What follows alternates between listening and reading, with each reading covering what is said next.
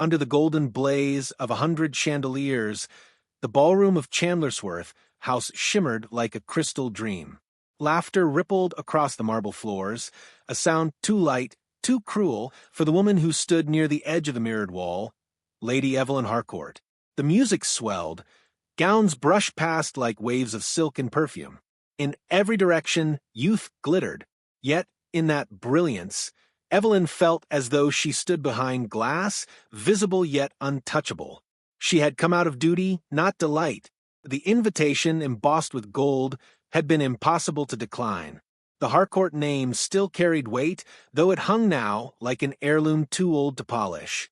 She smiled with practiced composure as couples swirled before her, though each note of the waltz felt like a reminder of years unlived. Her reflection in the tall mirror caught her unguarded, silver-threaded through chestnut hair. Eyes that had once made poets lose their diction now shadowed with restraint. 40 and still unmarried. The phrase followed her like perfume gone stale. She had buried a husband at 21, endured whispers at 30, and now at 40 she had become, in the cruel theater of London society, a curiosity preserved by time and pity. Near the refreshment table stood a cluster of ladies, their laughter ringing sharp as frost. Charlotte Wexford, 22, perfect and predatory, leaned close to a friend and spoke too loudly. Poor Lady Harcourt! How noble of her to come! One ought to applaud such bravery. 40, and still seeking a partner. Or perhaps she enjoys the hunt more than the prize. Laughter burst like a glass shattering. Evelyn heard it. Everyone did. No one looked at her. Yet their eyes found her reflection in the mirror, curious and pitying. A gentleman murmured something, muffled behind a glove. Evelyn's spine stiffened, though her pulse betrayed her calm. She turned toward the orchestra, pretending admiration for the violins. The chandeliers above cast trembling light upon her face, as though sharing her humiliation. Her hands, gloved in ivory silk, clasped the fan she would not unfold. The narrator, if one could hear him, might have sighed then, for there was no cruelty greater than that which dresses itself in refinement. In such rooms, decorum became a weapon, and silence the shield of the wounded. Evelyn moved toward the great window, overlooking the snowy gardens. The frost outside mirrored the chill within her chest. Carriages waited beyond the gates, lanterns glowing faintly through mist. She wished she might dissolve into that quiet whiteness and leave the ballroom to its glittering malice. But fate, capricious and uninvited, had already entered. From across the room, near the marble columns, stood a man whose presence unsettled the air around him.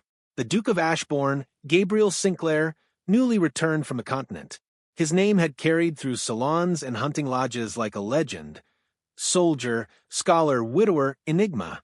Few had spoken to him since his return, for he seemed to bear an invisible gravity that dissuaded the frivolous. And now he was watching her, not the way others did, calculating, pitying, amused, but with a stillness that unnerved. She felt the weight of it, turned her gaze instinctively, and their eyes met across the length of the ballroom. He inclined his head with grave courtesy.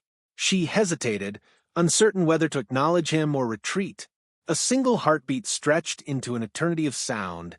The orchestra's rise, the laughter's murmur, the crystals clink, all blurring into nothing but that gaze. Then someone spoke her name. Lord Everley, flushed with wine, approached with an unsteady bow. Lady Harcourt, you must dance. It would gladden the room to see such grace upon the floor. Evelyn's smile was faint but controlled. My dancing days are rather behind me, my lord. Allow me the pleasure of admiring those whose youth better suits the waltz. He chuckled indulgently, the sound thick with condescension. Nonsense. You are still quite charming.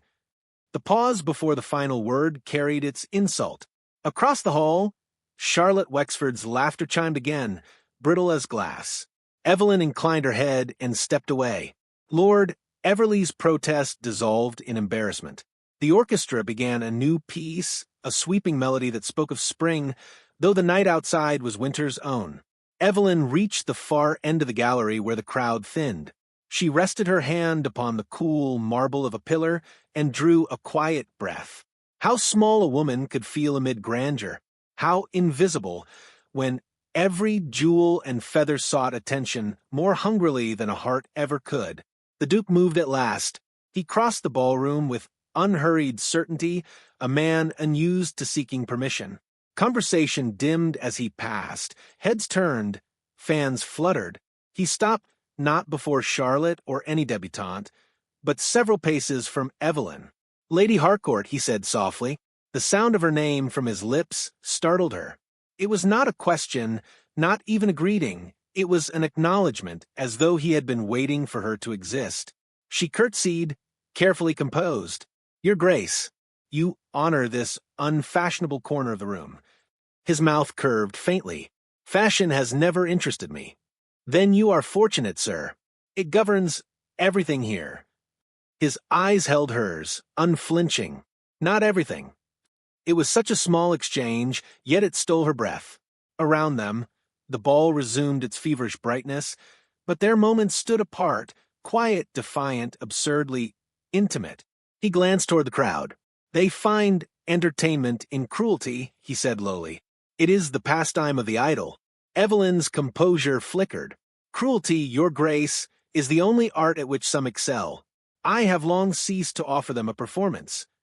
A pause stretched between them, filled by music.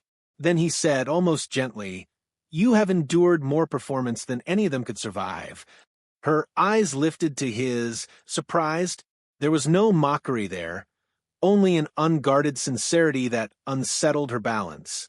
"Your Grace," she began, her tone edged with formality, "I must ask that you not speak so freely. You will draw attention you cannot wish for." "Let them look," he replied. "It is time they saw something worth seeing." Before she could answer, he inclined his head once more and departed as quietly as he had come, leaving her suspended in confusion and warmth she could neither welcome nor deny. When she turned back toward the window, the frost had begun to melt where her hand rested on the glass, tracing her outline in blurred silver. Behind her, Charlotte's laughter carried once more, distant now, diminished somehow. The orchestra played on, and though the night remained cruel, a strange pulse of life stirred beneath the ache of humiliation. For the first time in years, Evelyn Harcourt did not feel invisible. She felt seen, and the gaze that had found her was not one of pity, but of recognition, deep and dangerous as winter's thaw. And somewhere, beyond the candlelight and whispering silk, destiny exhaled softly, as though amused that its long sleep had at last been broken. Morning sunlight, pale as pearl, filtered through the drapes of Harcourt Manor and cast gentle warmth upon the breakfast table. Lady Evelyn sat alone, her tea untouched, the house hushed except for the soft tick of the clock and the sigh of wind through the wisteria outside. The ballroom night had passed, yet its echoes lingered, those mocking whispers, that piercing humiliation, and beneath it all, the single look that had defied it. She had told herself it was nothing, a courtesy magnified by solitude. Still, when the butler entered bearing a small parcel wrapped in cream paper and sealed with dark wax, her hand trembled ever so slightly. "For you, my lady." "Delivered not an hour ago," he murmured, bowing. Evelyn regarded it with hesitation, a wary curiosity quickening her breath. The seal bore the crest of Ashbourne. Her pulse stumbled. She dismissed the servant, waited for the door to close, and broke the wax. Within lay a volume of poetry, Wordsworth bound in green leather, and between its first pages rested a single pressed violet, faintly scented, fragile, perfect. No note accompanied it. None was needed. The gesture was simple, yet it shattered something inside her, something she had carefully encased in indifference. Her first thought was disbelief, her second fear. The Duke could not mean what such a token suggested. Perhaps it was gratitude for conversation, a nobleman's harmless gallantry. Yet her fingers lingered on the flower longer than reason allowed. By afternoon, the house hummed with whispers. The maid who collected the post had spoken to another. The coachman had overheard a name. By evening, the drawing-rooms of London had woven a story from thin air and violet petals. The Duke of Ashbourne sends poetry to Lady Harcourt, Charlotte Wexford told a listening circle, her voice dripping honey. Perhaps he prefers the wisdom of age to the charms of youth. One must admire his courage. The laughter that followed spread faster than any letter. Evelyn learned of it the next morning, when an acquaintance failed to call and a distant cousin returned her note unopened. She burned the violet in her fireplace, yet its scent seemed to haunt the air, ghost-like, mocking her attempt at dignity. But when she retired that night, unable to sleep, she found herself whispering the lines of poetry she had not meant to memorize. The Duke's gift, unwanted, unwise, had found its way beneath her guard. A week later came the Charity Garden fete at Harcourt Manor, her one indulgence of the season. Snowdrops, pale and brave, dotted the lawn where guests strolled beneath the weak spring sun. Evelyn wore dove-gray silk and a calm expression that betrayed nothing of her inward disquiet. She had not expected him to come. Yet there he was, Gabriel Sinclair, Duke of Ashbourne, tall, severe in black, the wind stirring the edge of his coat, as though nature itself deferred him. Conversations faltered at his arrival. People bowed, curtsied, then murmured as he crossed the garden with unmistakable purpose toward her. Every instinct bade her retreat, but pride held her ground. When he reached her, the murmurs became a hush edged with astonishment. "Your Grace," she said, her voice low, formal. "I hope the morning finds you well." "It improves upon seeing you," he replied. His tone was mild, yet his eyes betrayed warmth unfit for witnesses. "I trust my gift reached you." "You must not speak of it," she said swiftly. "You cannot know the storm it has stirred." "I know precisely," he answered, studying her face. "I chose it nonetheless." Evelyn's composure wavered. "You have placed me in peril of ridicule, sir." "Then ridicule me instead," he murmured. "I am not so delicate as London's gossip." Her breath caught, for there was no jest in his tone, only sincerity wrapped in danger. She turned away, feigning interest in a bed of tulips. "You mistake gratitude for permission, Your Grace. The world does not forgive kindness when it crosses propriety." "Then let the world remain unkind," he said. "I am weary of its terms." The simplicity of it undid her. For a heartbeat she imagined another life, one where she might have answered honestly, where hearts were not currency and time not her enemy. But the eyes upon them pricked like thorns, and she withdrew her hand from where it had rested too near his. He inclined his head slightly, as if sensing the edge of her retreat. "I had hoped you would keep the violet," he said. "I destroyed it," she replied. "I know," he said softly, "and still its scent remains." Before she could answer, a sharp laugh cut through the murmurs. Charlotte approached, radiant in pale blue, a smile too sweet to be kind. "Your Grace, how gallant of you to attend Lady Harcourt's little gathering. We so seldom see you at such tranquil entertainments." Gabriel's expression did not change. "Tranquility is underrated, Miss Wexford." Evelyn forced a faint smile, though her heart thudded. "Miss Wexford honors us with a charm. You must excuse me. I see Mrs. Lytton awaits my attention."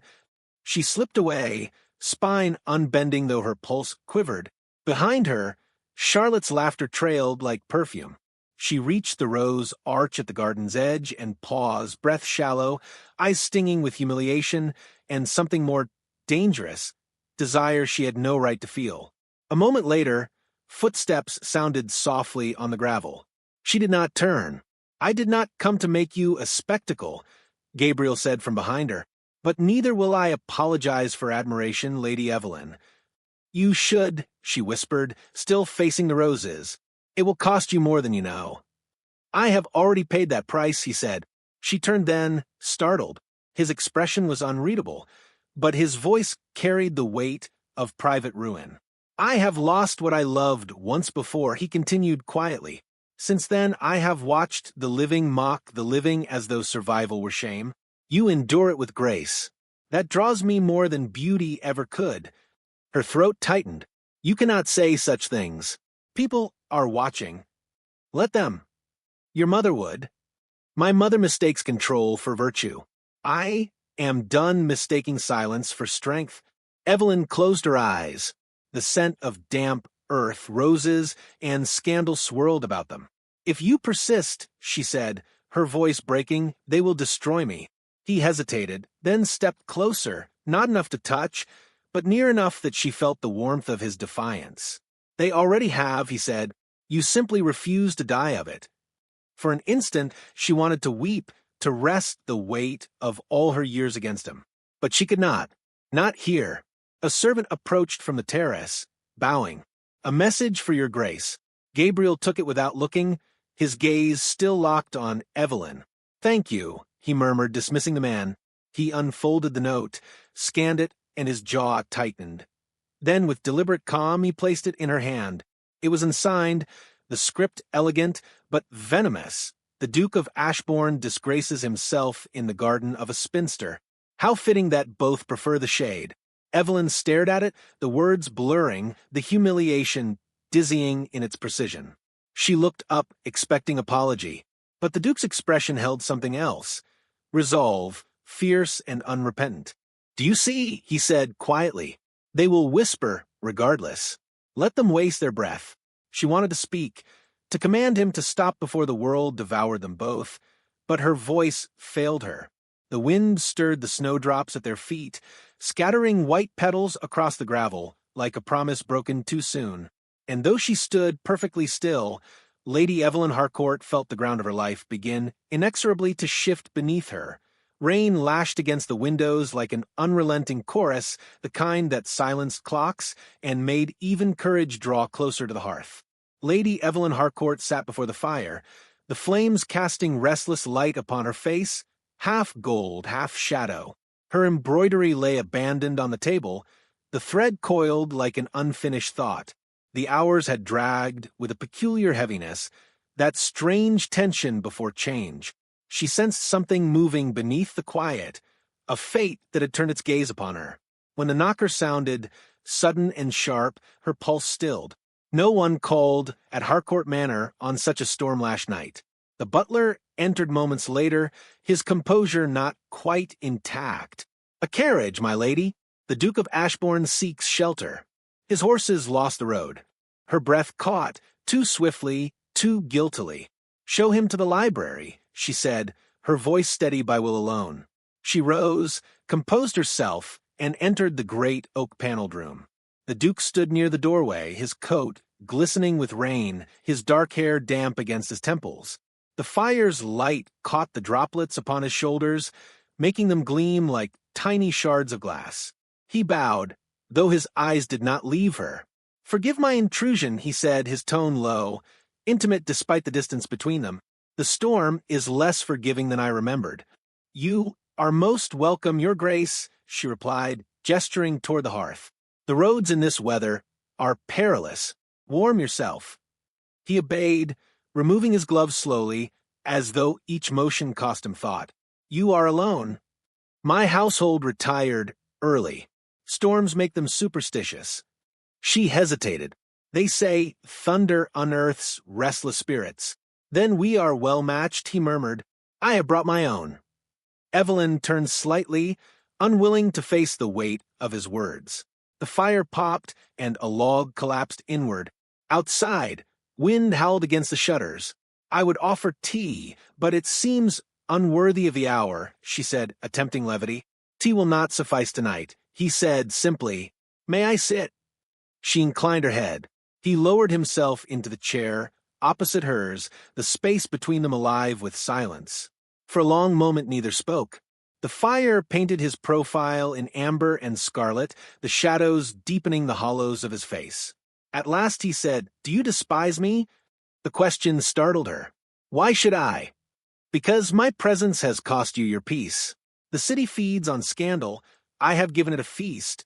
She looked down at her hands. "Peace was never mine to keep. You did not steal it. You merely reminded me it was gone." He studied her, his expression unreadable. "And yet you bear it with such grace. You astonish me, Evelyn." Her name on his lips was both mercy and wound. "Grace is only the absence of options, Your Grace. I have had years to learn its performance." "You mistake endurance for performance." His voice softened. They mock what they cannot fathom. You live as though pain were art. Her eyes lifted, steady now. Do you think I enjoy it? No, he said. But I think you would rather die with dignity than live in hypocrisy.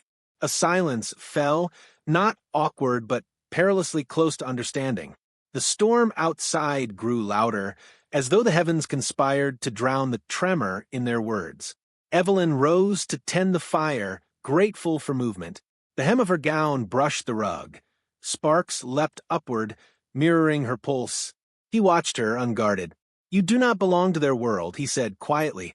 You are made of something rarer. She turned, the poker still in her hand. And you, sir, do you belong to theirs?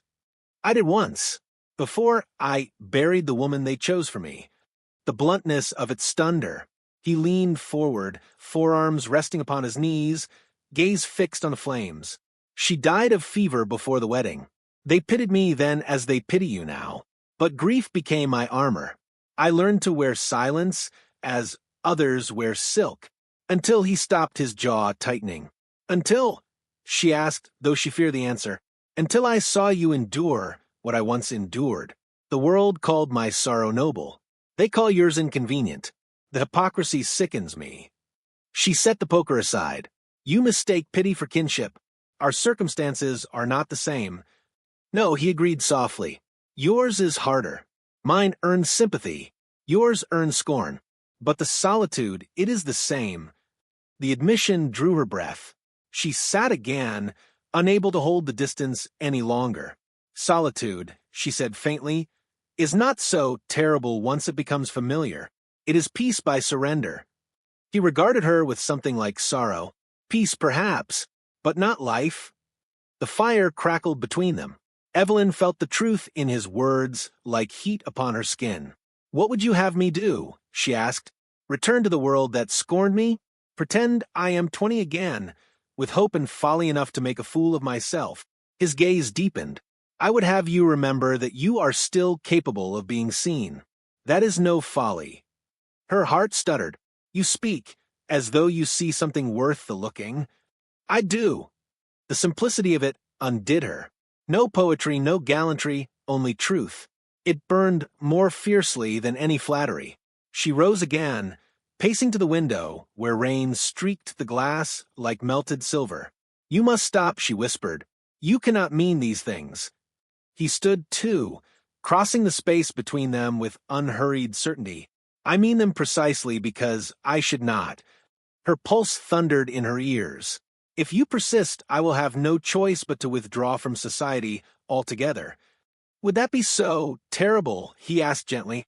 Yes, she said, her voice trembling, because retreat would make their cruelty true, and because, she broke off, unable to finish, because I am not as strong as I pretend.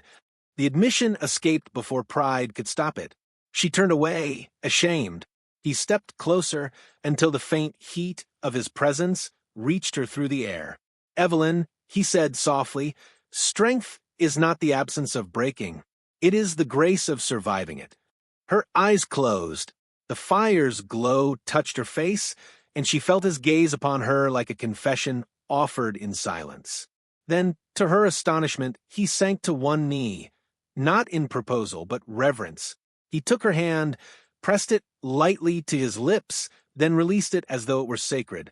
Do not, she whispered, shaken. You will ruin us both. Then let ruin be ours, he said. Better honest ruin than hollow respect. The words lingered between them, dangerous and tender. Outside, the storm began to fade, the wind sighed as though spent. She looked down at him. This man who dared to kneel before scandal, and something unspoken flickered in her chest. Hope, terrible in its beauty. At last he rose. Their eyes met once more, no longer guarded. The moment stretched, trembling with all that could not yet be said. And though the fire still burned, Evelyn felt the temperature of her life shift forever. For somewhere between the thunder and the silence, she had begun, against all reason, to love him. Spring returned with deceptive gentleness, dressing London in lilacs and deceit. The scandal that had once simmered in drawing rooms now blazed openly, fanned by envy and fascination. Everywhere Lady Evelyn Harcourt went, conversation softened, eyes turned, fans fluttered in mock discretion.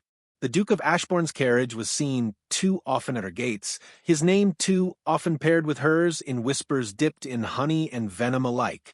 Evelyn bore it in silence. Her dignity had become armor, though each day it grew heavier. She received no callers now except the postman, who delivered both sympathy and malice in equal measure. Invitations dwindled until one arrived that stunned her household. The Duke's own crest embossed upon the paper, the script unmistakably his. The Ashbourne Ball, it read, to be held in honor of the season's renewal. Your presence would honor me beyond words. Evelyn's hand trembled as she read it. The very thought of stepping once more into the same glittering world that had mocked her seemed a cruel jest. Yet beneath the fear lay a current she dared not name, the longing to be seen without shame, if only once. Her maid, Clara, found her still staring at the letter by lamplight. "You'll not attend, my lady?" "I cannot," Evelyn murmured. "They would tear me apart." Clara hesitated, then spoke softly. "They will speak of you, whether you go or stay. But if you go, at least they will have to look you in the eye when they do it." Evelyn almost smiled. "You have grown impertinent, Clara." "Love teaches servants courage," the girl said simply, then blushed and withdrew. That night, Evelyn lay awake, her heart warring between fear and defiance. The Duke's words from that storm-bound evening still haunted her. Better honest ruin than hollow respect. Perhaps this was what he meant, to live without apology, to meet cruelty with grace until grace itself became rebellion. When the evening of the ball arrived, the city glittered like a promise it would never keep. Chandeliers burned against twilight, carriages clattered through rain-slicked streets, and gossip ran ahead of her like wildfire. As her carriage drew near the Ashbourne estate, Evelyn's breath faltered. She wore a gown of silver and lavender silk, chosen for neither modesty nor vanity, but memory, the color of the violet he had once sent. At the foot of the grand staircase, liveried servants announced names with ceremonial precision. Conversations swelled, laughter rose, and then, Lady Evelyn Harcourt. The room stilled. It was as if sound itself took a step back. Heads turned, fans paused, eyes widened with shock poorly concealed.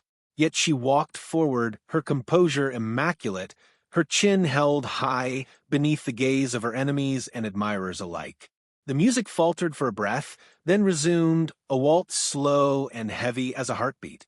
The Duke was waiting at the far end of the ballroom. No man could have looked more certain of his defiance.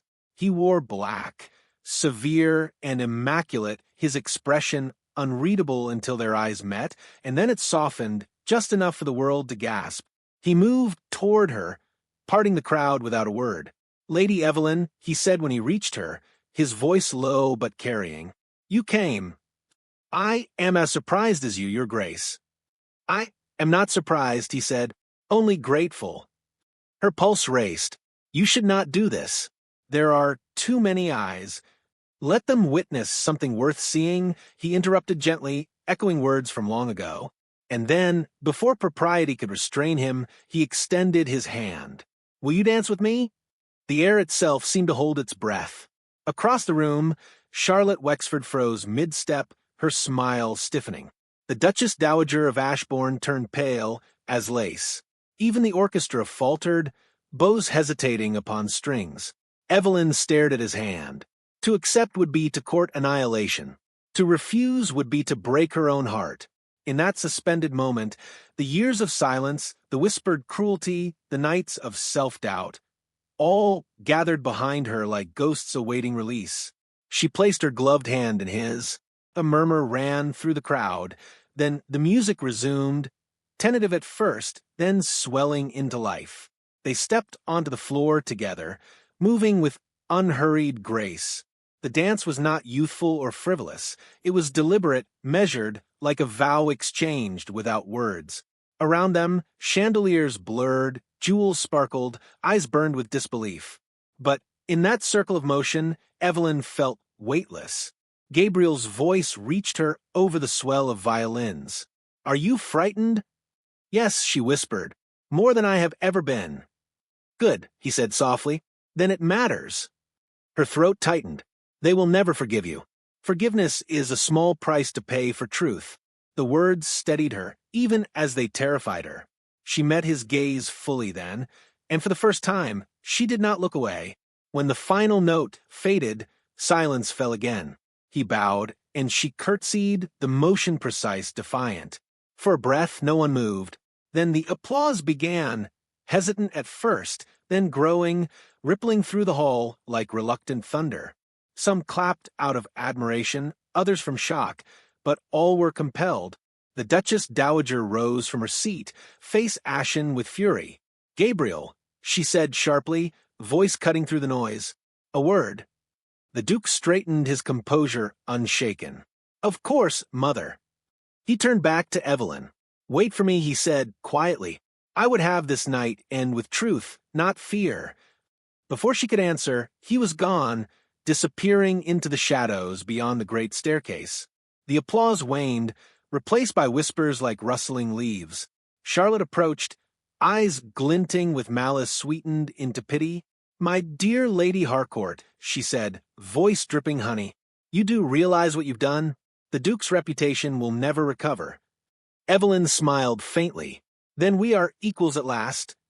Charlotte's smile faltered, just for an instant. Then she turned away, her laughter brittle. Evelyn stood alone near the edge of the ballroom, the violins resuming as though nothing had happened. Yet she knew something irreparable had begun. The Duke's gesture would not be forgiven. His mother's fury, society's outrage, they would fall upon him like winter upon a rose. She longed to flee, yet she remained. Pride, or perhaps love, anchored her there. Around her, the music blurred, the lights shimmered too brightly, and the scent of crushed petals rose from the floor where dancers had passed. When Gabriel returned, his expression was grave. The crowd's laughter covered the tension in his step. He reached her side, but did not speak at once. "Your mother," she asked quietly, "she forbids me ever to see you again." Her breath caught. "And you?" He looked at her with that same steady calm that had once silenced the ballroom. "I have never been skilled at obedience." Before she could reply, a servant hurried through the throng and pressed a folded note into his hand. He read it once, his jaw tightening, then slipped it into his coat. "What is it?" she whispered. He met her gaze, his voice barely audible. "A warning. They mean to ruin you entirely." Her heart trembled, but her voice remained even. "Then they are too late, Your Grace. I was ruined the moment you first looked at me as though I were still alive." The music swelled once more, but neither moved. Around them, laughter carried on, oblivious. And somewhere beyond the golden lights and murmured scorn, destiny paused, waiting for their next defiance. Dawn came cold and colorless, the kind that stripped London of its finery and left only the bones of its pride. The scandal had ripened overnight, whispers swelling into headlines, couriers carrying the tale from Mayfair to the countryside. The Duke of Ashbourne to marry a disgraced spinster. The phrasing varied, but the venom did not. Every drawing room now rang with outrage disguised as concern, laughter masked as moral indignation. Evelyn sat in her morning room, the fire dying low, a letter unopened upon her lap. It bore his seal. The servants had whispered when they delivered it she had heard them, though they thought her deaf to cruelty. Clara hovered near the door, pale and anxious. "Read it, my lady," she urged softly. Evelyn hesitated, then broke the seal. The words were spare, but they burned with purpose. "Meet me at St. Bartholomew's Chapel at noon. I will not let them write the end for us." Her hand trembled as she folded the letter. For a long while she sat motionless, listening to the faint rain against the glass. Then she rose. "Have the carriage prepared." Outside, the city seemed both alive and hostile. Faces turned as she passed, a blur of curiosity and disdain behind veils and windows. She had thought herself immune by now, but the old ache still stirred. The ache of a woman who had spent half her life striving to be invisible, and the other half learning that invisibility was its own kind of death. The chapel stood at the edge of Kensington Gardens, small and forgotten among newer grandeur. Its stones were dark with age, ivy curling around the bell tower like memory's grip. Inside, dust motes drifted through light that fell in solemn shafts upon worn pews. Gabriel was waiting. He stood before the altar without coat or gloves, his expression both defiant and weary. When he saw her, something unguarded flickered across his face, a tenderness untouched by the noise of the world. "You came," he murmured. "I cannot stay away," she said, "though I fear what it means." He stepped closer, his voice low. "It means that for once I will live by my own heart. Your mother will disown you. Your title... Titles die faster than love, Evelyn. I would rather be a man in exile than a duke in chains." The sound of footsteps interrupted them. The heavy doors swung open, and a gust of cold air swept through. The Duchess Dowager entered, flanked by two gentlemen of Parliament, guardians of propriety, their faces carved from disdain. "Enough of this folly," she said sharply. "Gabriel, you will leave this place. That woman has cost you enough." Evelyn's spine straightened. "Your Grace, I beg you, this is not—" "You will not address me," the Duchess snapped. "You have dragged my son's name through the mud for your vanity." Gabriel's tone was calm, but it cut like steel. "My name is my own. You mistake my love for weakness. It is the only strength I have ever known." The older woman's eyes flashed. "You would defy your bloodline for her?" "Yes," he said simply. The silence that followed was absolute, the kind that alters the air itself. Evelyn's breath caught.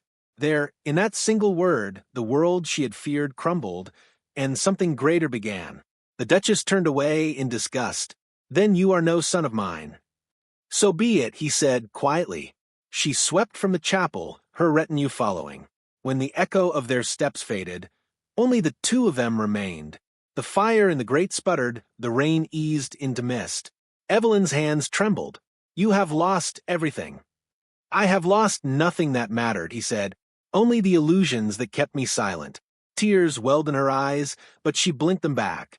"And what am I to you, Gabriel, when the storm passes and the world grows quiet again?" He smiled faintly, sadness and wonder interwoven. "You are the voice that made the quiet worth enduring." He reached into his coat and drew something from within, a small violet pressed flat, wrapped in parchment. "I kept it," he said, "from that first night. It reminded me that even crushed things can keep their color." She looked down at it, the fragile remnant of defiance and tenderness, and her composure finally broke. "Why must love demand such ruin?" she whispered. "Because only ruin strips us bare enough to see it," he replied. Outside, church bells began to toll, slow, resonant, as though time itself acknowledged them. He took her hands, his voice scarcely above the rain. "Leave with me. France, Italy, anywhere beyond their reach. Let them talk until their throats dry. Let us live." Evelyn hesitated, her breath shallow. "To flee would be to surrender the last of what they cannot take, my name, my dignity." "Then stay," he said softly. "Stay, and let me bear the ruin with you." She looked up at him, the weight of years and shame and longing gathering like a tide. Then, slowly, she smiled, a smile not of victory but of peace long delayed. "Very well," she said, "let us face them together." He drew her close, and for the first time, the world outside the chapel ceased to matter. The rain softened to a hush, the bells faded into distance, and for one impossible moment, time bowed to them. When they stepped outside, the storm had passed, the wind carried the scent of lilac from the gardens, and the city beyond shimmered beneath a pale, forgiving sun. Evelyn's bonnet loosened, the ribbon slipping free. A single violet fell from her hand and was caught by the breeze. It spun upward, bright against the gray morning, and drifted away, over rooftops, over judgment, into the boundless sky. And so the gossip would continue, as gossip always does. But somewhere in London, two hearts that had refused silence beat on unashamed,